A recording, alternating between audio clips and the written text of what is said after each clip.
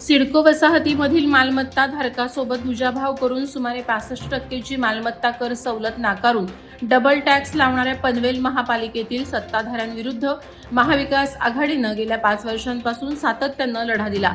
लीना गरड आणि सहकाऱ्यांच्या प्रयत्नांमुळे वार्षिक भाडे मूल्यात 30% कपात, गावठाण हद्दीतील मालमत्तांना वाढीव सवलत तसंच 90% शास्ती माफी जाहीर झाली। कलम 129A नुसार खारघरमधील शेकडो मालमत्तांना कर सवलत मिळाली असून पुढे 20 ते 25 हजार मालमत्तांना सुमारे 65% सवलत मिळण्याची प्रक्रिया सुरू आहे। या पार्श्वभूमीवर महाविकास आघाडीमार्फत लीना गरड आणि माजी आमदार बाळाराम पाटील यांनी पत्रकार परिषद घेत माहिती दिली। नवी मुंबई महानगरपालिका निवडणुकीच्या पार्श्वभूमीवर शहरात राजकीय हालचालींना वेग आलाय। सर्वच पक्ष प्रभागनिहाय प्रचारात व्यस्त असताना शिवसेना एकनाथ शिंदे गटानं आपला जाहीरनामा प्रसिद्ध केलाय। नवी मुंबई नवे सरकार हा नारा देत ठाणे जिल्ह्यातील शिवसेना खासदार नरेश म्हस्के यांच्या हस्ते वचननामा जाहीर करण्यात आला। या वचननाम्यात नवी मुंबईकरांसाठी 24 तास पाणी पुरवठा, प्रदूषणमुक्त शहर, प्रशस्त पार्किंग सुविधा, एम्स सारख्या अत्याधुनिक रुग्णालयाची उभारणी तसंच झोपडपट्टी पुनर्विकास प्रकल्प राबवण्याचे आश्वासन देण्यात आलं आहे। रायगड जिल्हा काँग्रेसचे ज्येष्ठ नेते राजाभाऊ ठाकूर यांनी अलिबाग नगर परिषदेत उपनगराध्यक्ष पद काँग्रेसलाच मिळेल असा विश्वास व्यक्त केला। शेकाप नेते जयंतभाई पाटील शब्द पाळतील असं त्यांनी सांगितलं। आगामी जिल्हा परिषद आणि पंचायत समिती निवडणुका महाविकास आघाडी एकत्र लढवेल असे संकेत त्यांनी दिले। तसंच अलिबागमधील वाहतूक कोंडी सोडवण्यासाठी जिल्हा प्रशासनाला मास्टर प्लॅन सादर केल्याचं त्यांनी सांगितलं।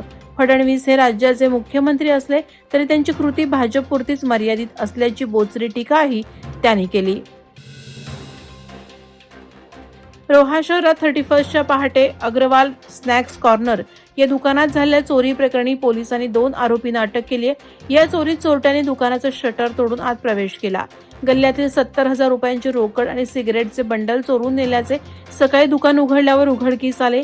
या प्रकरणी रोहा पोलिसांनी सीसीटीव्ही फुटेज आणि तांत्रिक माहितीच्या आधारे उत्तर प्रदेशातील राजपत संतराम पाल आणि देवासिंग उर्फ राहुल ओमप्रकाश तोमर या दोघांना ताब्यात घेतलं असून पुढील तपास रोहा पोलीस करत आहेत।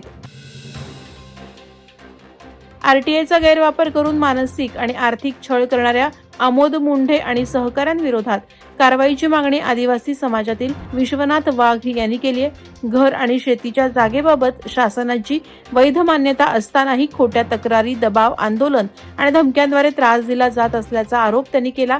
या प्रकरणी आदिवासी संघटनांनी एकत्र येत प्रांत तहसीलदारांनी पोलीस प्रशासनाला निवेदन दिलं। कारवाई न झाल्यास तीव्र आंदोलनाचा इशारा देण्यात आला। यावेळी आदिवासी संघटना, महिला आणि समाज बांधव मोठ्या संख्येने उपस्थित होते। रसायनी मोहपाडा येथील महिला उद्योग मंडळ संचलित शाळेबाबत शाळा समितीने आपल्यावर केलेले आरोप निराधार असल्याचं सामाजिक कार्यकर्ते अरुण गायकवाड यांनी स्पष्ट केलं। संस्थेवर आर्थिक संकट ओढावलं असताना शाळा वाचवण्यासाठी 2021 मध्ये धर्मादाय आयुक्तांच्या नियमानुसार मला कार्याध्यक्षपदी घेण्यात आलं असं त्यांनी सांगितलं। शाळेचे वीज आणि पाणी बिल थकीत होतं, इमारत धोकादायक अवस्थेत होती, विद्यार्थ्यांकडून सक्तीची फी घेतली जात होती।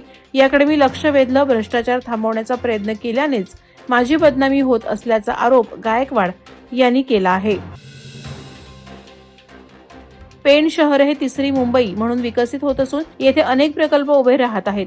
या प्रकल्पांमध्ये स्थानिक भूमिपुत्रांना डावलून परप्रांतीयांना काम दिलं जात असल्याचा आरोप शिंदे गटानं केला आहे। मुंबई गोवा महामार्गालगत हावरे बिल्डर्स अँड डेव्हलपर्स यांच्या नवीन प्रकल्पासाठी स्थानिक कंत्राटदारांनी कोटेशन देऊनही त्यांना डावलण्यात आलं। याबाबत शिंदे गटाचे पेण तालुका प्रमुख तुषार मानकवळे आणि पदाधिकाऱ्यांनी बिल्डरला लेखी निवेदन दिलंय। 7 दिवसात भूमिका स्पष्ट न केल्यास आंदोलन छेडण्याचा इशारा त्याने दिला आहे।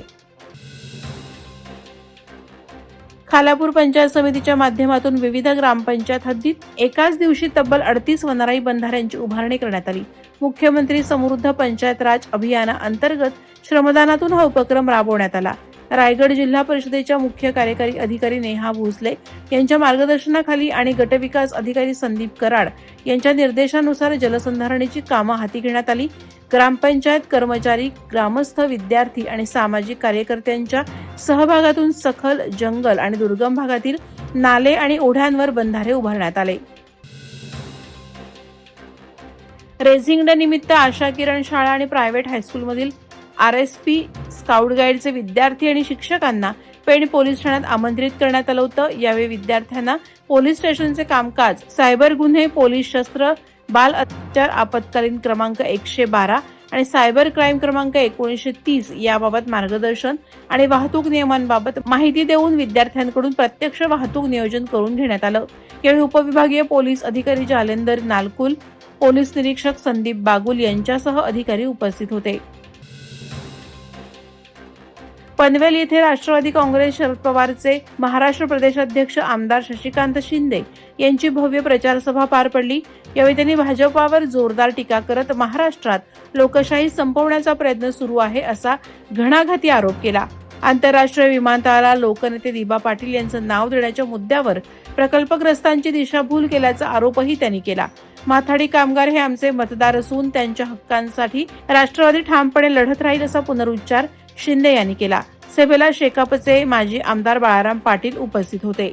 वादळवारा लाईव्हसाठी न्यूज ब्युरो, रायगड. नवी मुंबई व रायगड जिल्ह्यातील ताज्या बातम्या आणि घडामोडींसाठी सबस्क्राईब करा वादळवारा लाईव्ह चॅनल आणि दाबा बेल आयकॉन.